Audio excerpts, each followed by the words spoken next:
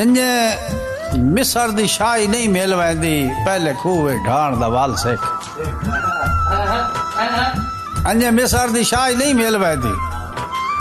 पहले खूहे ढाण दा वाल सिख मर गया तो दुखड़े मुक वेंदे दुख जींदिया साण दा वाल सिख तुहानू आख्या वदा कर परवाज बुलंदिया ते वत वापस लाण दा वाल सिख सदा सजण हयात लो कोल होंदे कदी कलिया राण दा वाल सिख